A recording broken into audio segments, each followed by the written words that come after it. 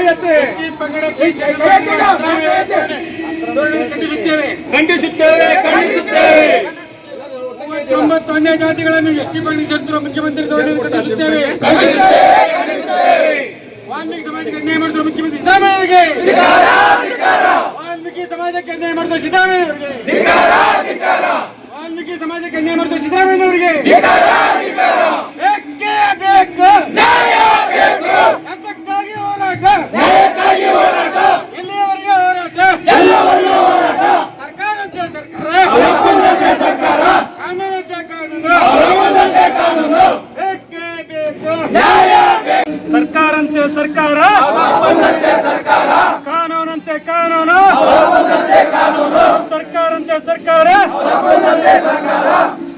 ಪ್ರತಿಭಟನೆ ನಾವು ಸಮಾಜ ವತಿಯಿಂದ ಹಮ್ಮಿಕೊಂಡಿದ್ದೀವಿ. ಇದರಲ್ಲಿ ಸುಮಾರು 22 ಬೇಡಿಕೆ ಇದ್ದಾವೆ.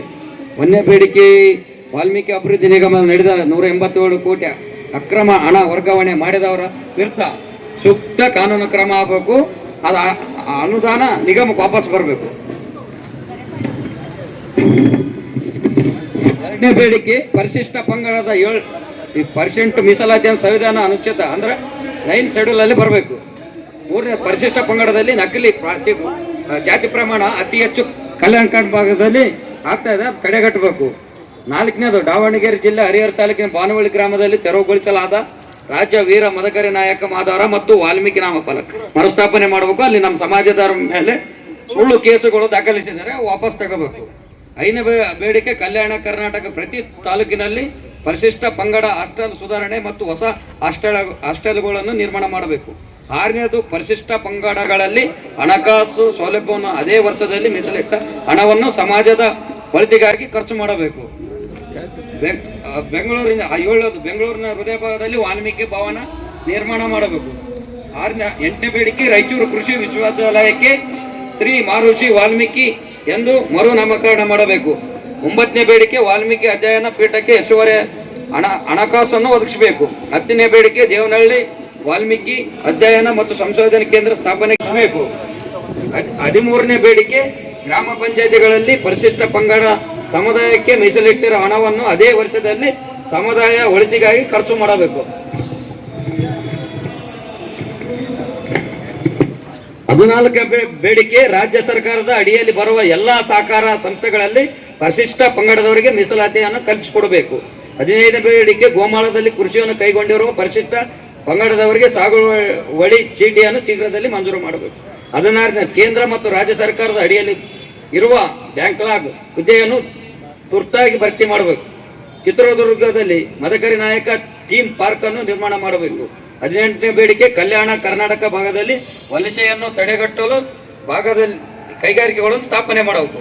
19ನೇ, ಪದವಿ ಪಡೆಯುತ್ತಿರುವ ಪರಿಶಿಷ್ಟ ಪಂಗಡದ ವಿದ್ಯಾರ್ಥಿಗಳಿಗೆ ವಿದ್ಯಾರ್ಥಿ ನಿಲಯಗಳನ್ನು ಕಡ್ಡಾಯ ಹಾಸ್ಟೆಲ್ ಪ್ರವೇಶ ಅವಕಾಶವನ್ನು ಕಲ್ಪಿಸಿಕೊಡಬೇಕು. 20ನೇ ಬೇಡಿಕೆ, ಪರಿಶಿಷ್ಟ ಪಂಗಡದ ವಿದ್ಯಾರ್ಥಿಗಳಿಗೆ ಸಕಾಲ ಕಾಲದಲ್ಲಿ ವಿದ್ಯಾವೇತನ ಮತ್ತು ಮೆರಿಟ್ ಪ್ರೋತ್ಸಾಹದ ಹಣವನ್ನು ಇನ್ನೂ ವಿಳಂಬವಾಗಿದೆ, ಶೀಘ್ರವೇ ವಿದ್ಯಾರ್ಥಿ ವೇತನವನ್ನು ಬಿಡುಗಡೆ ಮಾಡಬೇಕು. 21ನೇ, ಕರ್ನಾಟಕ ರಾಜ್ಯದಲ್ಲಿ ವಿಶೇಷ ಅನುದಾನ ಮೂಲಕ ಪರಿಶಿಷ್ಟ ಪಂಗಡದ ಕಾಲೋನಿಗಳಿಗೆ ಅಭಿವೃದ್ಧಿ ವಿಶೇಷ ಆದ್ಯತೆಯನ್ನು ಕೊಡಬೇಕು. 22ನೇ ಬೇಡಿಕೆ, ವಾಲ್ಮೀಕಿ ಅಭಿವೃದ್ಧಿ ನಿಗಮದಲ್ಲಿ ಪ್ರತಿ ವರ್ಷ ನಡೆಯುತ್ತಿರುವ ಸ್ವಜನ ಪಕ್ಷಪಾತ ಮತ್ತು ಭ್ರಷ್ಟಾಚಾರ ಮತ್ತು ಮಧ್ಯವರ್ತಿಗಳ ಹಾವಳಿಯನ್ನು ತಡೆಗಟ್ಟಿ ನಿಜವಾದ ಫಲಾನುಭವಿಗಳನ್ನು ಆಯ್ಕೆ ಮಾಡಿ ಯೋಜನೆಗಳನ್ನು ಜನರಿಗೆ ತಲುಪಿಸುವಂತೆ ಕ್ರಮ ಕೈಗೊಳ್ಳಬೇಕು. 23ನೇ, ಬೆಂಗಳೂರಿನ ವಿಶ್ವವಿದ್ಯಾಲಯದಲ್ಲಿ ವಾಲ್ಮೀಕಿ ಅಧ್ಯಯನ ಪೀಠವನ್ನು ಸ್ಥಾಪಿಸಲು ಸೂಕ್ತ ಸೂಚನೆ ನೀಡಬೇಕು. ಇಷ್ಟು ನಮ್ಮ 23ರ ಬೇಡಿಕೆ. ಸಮಾಜದ ಎಲ್ಲ ಸಮಾಜದವರು ಈ ಬೇಡಿಕೆ ಇಟ್ಟಿದ್ದೀವಿ. ಈ ಬೇಡಿಕೆ ಎಲ್ಲಿವರೆಗೆ ಈಡೇರಿಸುವಂತ ಭರವಸೆ ಕೊಡೋವರೆಗೂ ಅಲ್ಲಿವರೆಗೂ ನಮ್ಮ ಹೋರಾಟ ನಿರಂತರವಾಗಿರುತ್ತದೆ.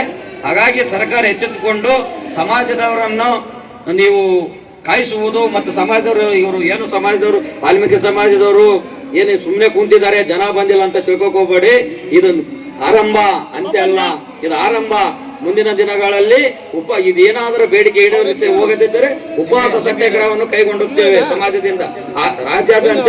ಹಾಗಾಗಿ ಸಮಾಜದ ಎಲ್ಲರ ಬೇಡಿಕೆ ಆಗಿರೋದ್ರಿಂದ ಎಲ್ಲರ ಸಂಘ ಸಂಸ್ಥೆಗಳು ಸಮಾಜದವರು ಬೇಡಿಕೆ ಒಪ್ಪಿಕೊಂಡಿರ್ತಾರೆ. ಹಾಗಾಗಿ ತಾವೆಲ್ಲರೂ ಫ್ರೀಡಂ ಪಾರ್ಕದಲ್ಲಿ ಸೇರಿದ್ದೀವಿ. ಹಾಗಾಗಿ ಸರ್ಕಾರ ಎಚ್ಚರಿಕೆ ವಹಿಸುತ್ತಾ ಇದ್ದೀವಿ. ವಹಿಸಿ ಇಲ್ಲಿ ಮುಂದೆ ಬಂದು ನಿಂದಿರಬೇಕು. ಇಲ್ಲ ಆದ್ರೆ ಮುಂದಿನ ದಿನಗಳಲ್ಲಿ ಏನೇ ಆದ್ರೆ ಅದಕ್ಕೆ ಸರ್ಕಾರನೇ ನೇರ ಹೊಣೆ ಆಗುತ್ತದೆ.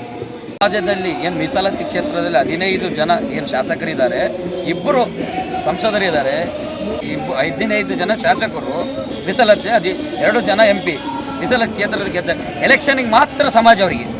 ಎಲೆಕ್ಷನಿಗೆ ಬಂದಾಗ ನಾನು ನಿಮ್ಮವರಪ್ಪ, ನನ್ನ ಗೆಲ್ಲಿಸಿ ಸಮಾಜ ಪರ ಧ್ವನಿ ಎತ್ತೀನಿ, ಸದನದಲ್ಲಿ ಧ್ವನಿ ಎತ್ತೀನಿ, ಇದು ಪಾರ್ಲಿಮೆಂಟಲ್ಲಿ ಧ್ವನಿ ಎತ್ತೀನಿ ಅಂತಾರೆ. ಅವಾಗ ಮಾತ್ರ ಗೆಲ್ಲವರಿಗೆ.